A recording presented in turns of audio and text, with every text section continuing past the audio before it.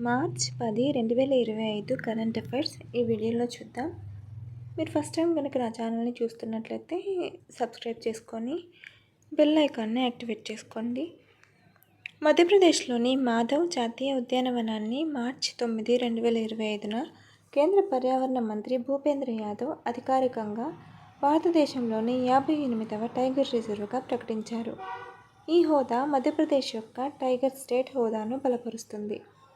ఇప్పుడు 9 టైగర్ రిజర్వులకు నిలయం. గ్వాలియర్, చంబల్ ప్రాంతంలోని శివపురి జిల్లాలో ఉన్న మాధవ్ టైగర్ రిజర్వ్ పొడి ఆకురాల్చే అడవులు, గడ్డి భూములు మరియు నీటి వనరులను కలిగి ఉంది. ఇది పులులు మరియు విభిన్న వన్యప్రాణులకు అనువైన ఆవాసాన్ని సృష్టిస్తుంది. ఈ మైలురాయి భారతదేశ వన్యప్రాణుల సంరక్షణ ప్రయత్నాలను మరియు జీవ వైవిధ్య రక్షణను పెంచుతుంది.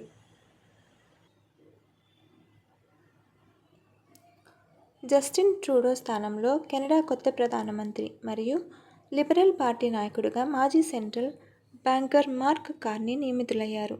ప్రజల అసంతృప్తి పెరుగుతున్న నేపథ్యంలో ఆయన స్థానంలో నిలిచారు. కార్నీ నాయకత్వ రేసులో 85.9% ఓట్లతో గెలిచారు. రాబోయే సార్వత్రిక ఎన్నికలకు పార్టీ సిద్ధమవుతున్న తరుణంలో పార్టీకి కొత్త శకానికి నాంది పలికారు. ఆయన నాయకత్వం ప్రజల విశ్వాసాన్ని తిరిగి పొందడం మరియు అమెరికా అధ్యక్షుడు డొనాల్డ్ ట్రంప్ ఎదుర్కొంటున్న సవాళ్లను పరిష్కరించడంపై దృష్టి పెడుతుంది.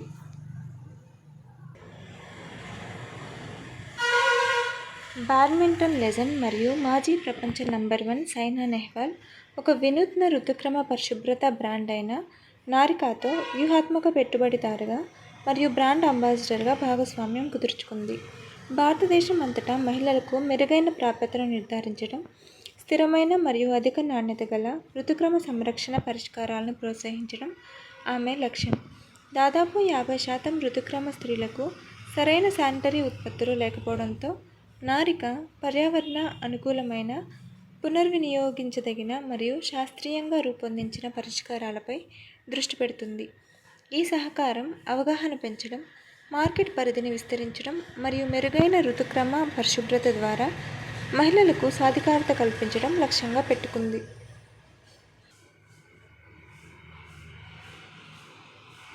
ప్రముఖ ఫిన్టెక్ కంపెనీ అయిన రేజర్పే భారతదేశం మరియు మలేషియాలో విజయం సాధించిన తర్వాత సింగపూర్కు తన చెల్లింపు పరిష్కారాలను విస్తరించింది.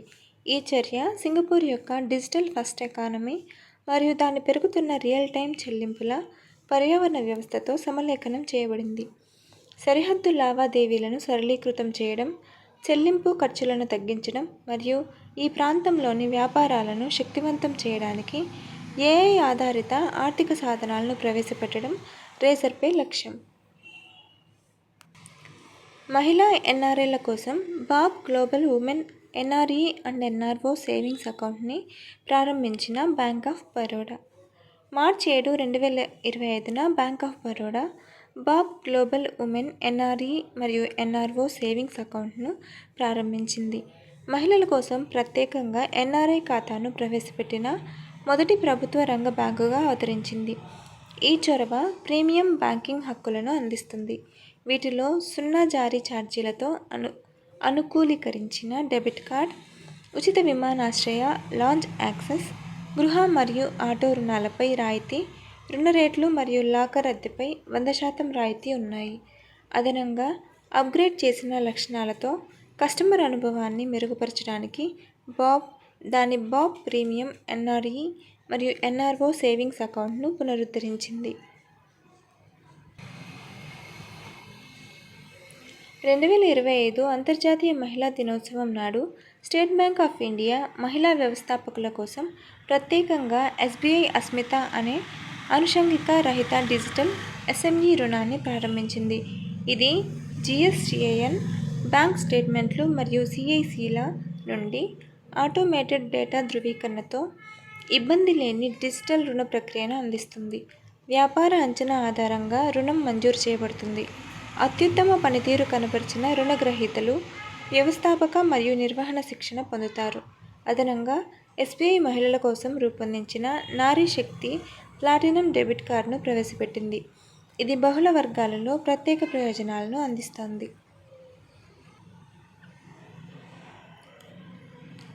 భారత ప్రభుత్వం కలకత్తా హైకోర్టు న్యాయమూర్తి జస్టిస్ జోయ్ మల్యా బాగ్చీని భారత సుప్రీంకోర్టుకు నియమించింది. కేంద్ర న్యాయమంత్రి అర్జున్ రామ్ మేఘ్వాల్ ఈ నియామకాన్ని ప్రకటించారు. భారత ప్రధాన న్యాయమూర్తి సీజేఐతో సంప్రదించిన తర్వాత భారత రాష్ట్రపతి ఈ నియామకాన్ని చేశారు. జస్టిస్ కేవీ విశ్వనాథన్ స్థానంలో జస్టిస్ బాగ్చి 2031లో సీజేఐ అవుతారని భావిస్తున్నారు. ఇది అతని యోగ్యత, సమగ్రత మరియు సామర్థ్యాన్ని ప్రతిబింబిస్తుంది. హెచ్పీసీఎల్ సీఎండీగా వికాస్ కౌశల్ నియామకం.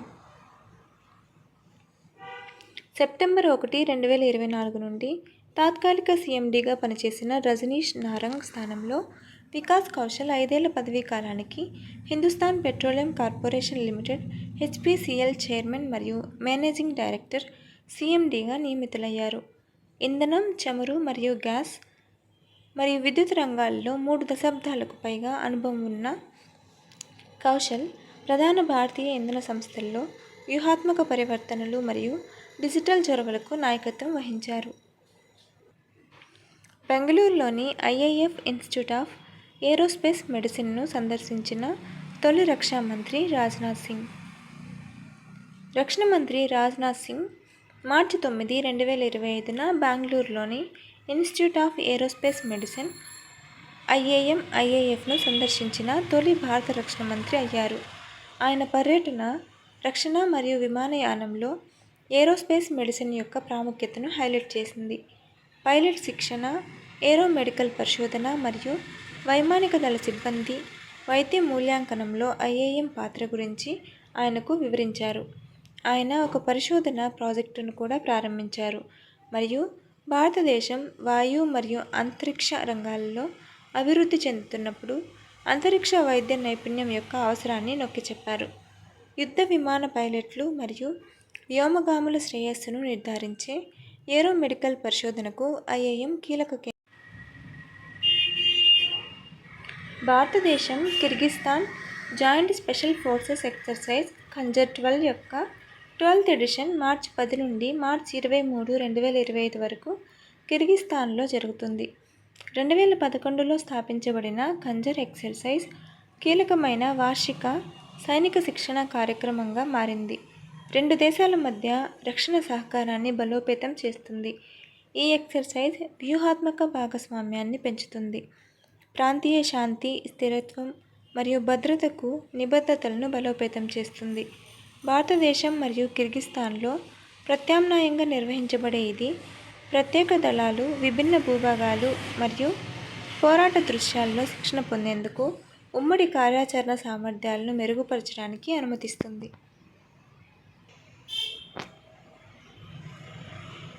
భారతదేశంలోని ప్రముఖ పాడి పరిశ్రమ సహకార సంస్థ అయిన అమూల్ యూగవ్ ఇండియా వాల్యూ ర్యాంకింగ్స్ 2025లో 3వ స్థానాన్ని దక్కించుకుంది.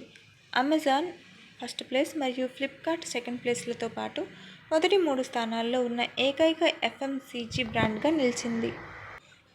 ఈ విజయం అమూల్ యొక్క బలమైన వినియోగదారుల విశ్వాసం, డబ్బుకు విలువ ఇచ్చే ఆకర్షణ మరియు భారతీయ గృహాలకు అధిక నాణ్యత, సరసమైన పాల ఉత్పత్తులను పంపిణీ చేస్తూ రైతులకు న్యాయమైన ధరలను నిర్ధారించే దాని సహకార నమూనాను నొక్కి చెబుతుంది.